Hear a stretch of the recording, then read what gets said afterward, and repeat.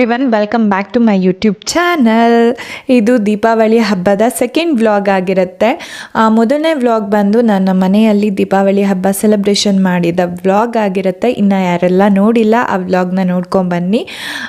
ಜೊತೆಗೆ ಇದು ಬಂದು ದೀಪಾವಳಿ ಹಬ್ಬ ಬಂದು ನನ್ನ ಕಂಪ್ನಿಯಲ್ಲಿ ಸೆಲೆಬ್ರೇಷನ್ ಮಾಡೋದು. ನಾನು ಪ್ರತಿ ವರ್ಷ ದೀಪಾವಳಿ ಹಬ್ಬದ್ದು ನನ್ನ ಕಂಪ್ನಿದು ಹಾಕ್ತೀನಿ. ಯಾರು ನನ್ನ ಹಳೆಯ ಸಬ್ಸ್ಕ್ರೈಬರ್ಸ್ ಇರ್ತಾರೆ ಮತ್ತು ನನ್ನ ಪ್ರತಿಯೊಂದು ವಿಡಿಯೋಸ್ ನೋಡ್ತಿರ್ತೀರ, ನಿಮ್ಗೆ ಗೊತ್ತಿರುತ್ತೆ ನಾನು ಪ್ರತಿ ವರ್ಷ ದೀಪಾವಳಿ ಸೆಲೆಬ್ರೇಷನ್ದು ಕಂಪ್ನಿದೊಂದು ವ್ಲಾಗಲ್ಲಿ ಹಾಕ್ತೀನಿ.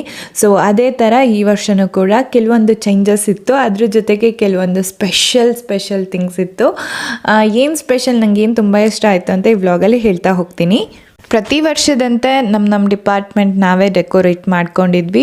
ಸೊ ಅದ್ರದ್ದು ಕಾಂಪಿಟೇಷನ್ ಥರನೇ ಮಾಡ್ತಾರೆ. ಸೊ ಅದರಲ್ಲಿ ಎಲ್ಲರೂ ಪಾರ್ಟಿಸಿಪೇಟ್ ಮಾಡ್ತೀವಿ. ಡಿಪಾರ್ಟ್ಮೆಂಟ್ ಡೆಕೋರೇಷನ್ ಬಂದು ನಮ್ಮ ಕೋಆರ್ಡಿನೇಷನ್ ಹೇಗಿರುತ್ತೆ, ನಮ್ಮ ಟೀಮಲ್ಲಿ ನಾವು ಯಾವ ಥರ ಎಲ್ಲರೂ ಸೇರಿ ಮಾಡ್ತೀವಿ ಮತ್ತು ಎಕೋ ಫ್ರೆಂಡ್ಲಿ ಆಗಿರಬೇಕು ಅಂತ ಹೇಳಿ ಮಾಡುವಂಥ ಕಾನ್ಸೆಪ್ಟು ಈ ಟೀಮ್ ಡೆಕೋರೇಷನಲ್ಲಿ ಕನ್ಸಿಡರ್ ಮಾಡಿ ಜಡ್ಜ್ಮೆಂಟ್ ಕೊಡ್ತಾರೆ. ಸೊ ಇದರಲ್ಲಿ ನಾವು ವಿನ್ ಆಗ್ತೀವೋ ಬಿಡ್ತೀವೋ ಅದು ಸೆಕೆಂಡ್ರಿ, ಬಟ್ ಎಲ್ಲರೂ ಪಾರ್ಟಿಸಿಪೇಟ್ ಮಾಡ್ತೀವಲ್ಲ ಅದು ತುಂಬಾ ಖುಷಿ ಕೊಡುತ್ತೆ.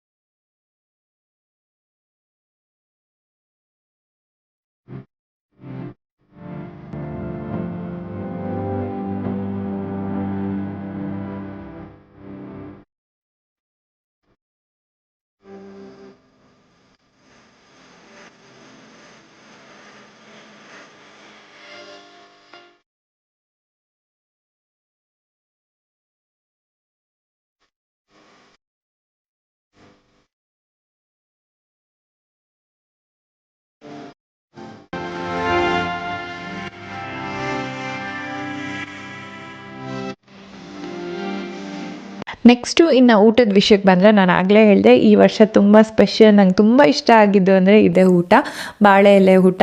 ಸೊ ನಾನು ದೀಪಾವಳಿ ಹಬ್ಬದಲ್ಲಿ ತುಂಬಾ ದಿನಗಳಾಗ್ಬಿಟ್ಟಿತ್ತು ಅಂತಲೇ ಹೇಳ್ಬೋದು ಬಾಳೆ ಎಲೆಯಲ್ಲಿ ಊಟ ಮಾಡಿ.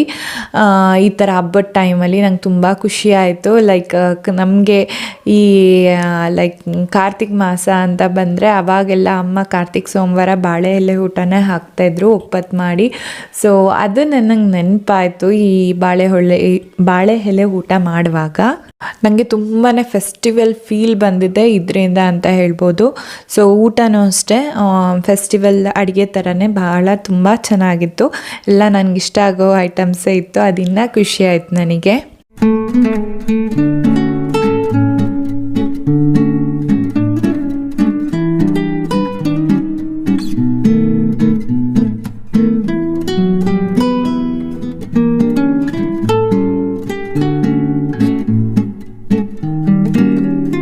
ನೆಕ್ಸ್ಟು ಬಂದು ರಂಗೋಲಿ ಕಾಂಪಿಟೇಷನ್. ನಾನು ಪ್ರತಿ ವರ್ಷ ಪಾರ್ಟಿಸಿಪೇಟ್ ಮಾಡ್ತೀನಿ. ಸೊ ಈ ವರ್ಷ ಕೂಡ ನಾನು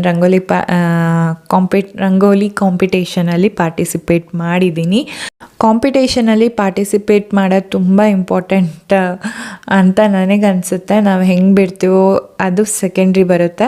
ಸೊ ನನಗಿದ್ದಿದ್ದ ತುಂಬ ಕಡಿಮೆ ಟೈಮಲ್ಲಿ ನನಗೆ ಎಷ್ಟಾಗುತ್ತೋ ಅಷ್ಟು ಬೆಸ್ಟ್ ನಾನು ರಂಗೋಲಿನ ಬಿಟ್ಟೆ. ಅದ್ರ ಜೊತೆ ನಾನು ರಂಗೋಲಿ ಫಿಲ್ಲಿಂಗ್ ಮಾಡೋದಕ್ಕೆ ನವೀನ್ ಕೂಡ ಹೆಲ್ಪ್ ಮಾಡಿದ್ದಾನೆ. ನಂದು ಯಾರಾದರೂ ಈ ಥರ ಕಂಪ್ನಿದು ಬ್ಲಾಗ್ಸ್ಗಳು ನೋಡಿರ್ತೀರ. ಸೊ ಇವ್ನು ನನಗೆ ಹೆಲ್ಪ್ ಮಾಡ್ದ ಫಿಲ್ಲಿಂಗ್ ಮಾಡೋದಕ್ಕೆ. ಸೊ ಓವರಾಲ್ ನನ್ನ ರಂಗೋಲಿ ಕಂಪ್ಲೀಟ್ ಆಯಿತು. ಕಂಪ್ಲೀಟ್ ಔಟ್ಲುಕ್ ಈ ಥರ ಬಂದಿದೆ. ಎಷ್ಟಾಗುತ್ತೋ ನನಗಿದ್ದ ಕಡಿಮೆ ಸಮಯದಲ್ಲಿ ಬೆಸ್ಟಾಗಿ ಮಾಡಿದ್ದೀನಿ. ಇನ್ನು ಟೈಮ್ ಇದ್ದಿದ್ರೆ ಇನ್ನೊಂಚೂರು ಇನ್ನೊಂಚೂರು ಚೆನ್ನಾಗಿ ಮಾಡ್ಬೋದಿತ್ತೇನೋ ಅಂತ ಅನ್ನಿಸ್ತಿತ್ತು ನನಗೆ. ಬಟ್ ಎಷ್ಟು ಮಾಡಿದರೂ ನಮಗೆ ಹೆಂಗೆ ಅಂದರೆ ಇನ್ನೊಂಚೂರು ಹಿಂಗೆ ಮಾಡಬೇಕಿತ್ತು ಹಂಗೆ ಮಾಡಬೇಕಿತ್ತು ಅಂತ ಅನಿಸ್ತಾನೇ ಇರುತ್ತೆ. ಸೊ ಫೈನಲಿ ನನಗಿದ್ದದ್ದು ಕಡಿಮೆ ಟೈಮಲ್ಲಿ ಇಷ್ಟು ಮಾಡಿದ್ದು. ಜೊತೆಗೆ ನನಗೆ ಈ ರಂಗೋಲಿ ಕಾಂಪಿಟೇಷನಲ್ಲಿ ಫಸ್ಟ್ ಪ್ಲೇಸ್ ಬಂತು. ನಂಗೆ ಅದು ತುಂಬ ತುಂಬ ತುಂಬ ಖುಷಿ ಆಯಿತು.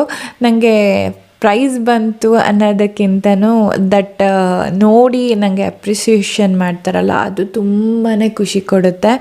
ಈ ವರ್ಷದ ದೀಪಾವಳಿ ಹಬ್ಬದಲ್ಲಿ ನನ್ನ ಮೊದಲನೇ ವ್ಲಾಗಲ್ಲಿ ನಾನು ಯಾವ ಥರ ಲಕ್ಷ್ಮೀ ಪೂಜೆ ಮಾಡಿದೆ, ಏನು ಕನ್ಸಿಡರ್ ಮಾಡಿದ್ದೀನಿ ಅನ್ನೋದನ್ನು ತಿಳಿಸ್ಕೊಟ್ಟಿದ್ದೀನಿ. ಮತ್ತು ಇಲ್ಲೂ ಕೂಡ ಅಷ್ಟೇ ನನ್ನ ಕ್ರಿಯೇಟಿವಿಟಿ ನಂದು ಇಲ್ಲಿ ದೀಪಾವಳಿ ಹಬ್ಬದಲ್ಲಿ ತೋರಿಸಿದ್ದೀನಿ ಅಂತಲೇ ಹೇಳ್ಬೋದು.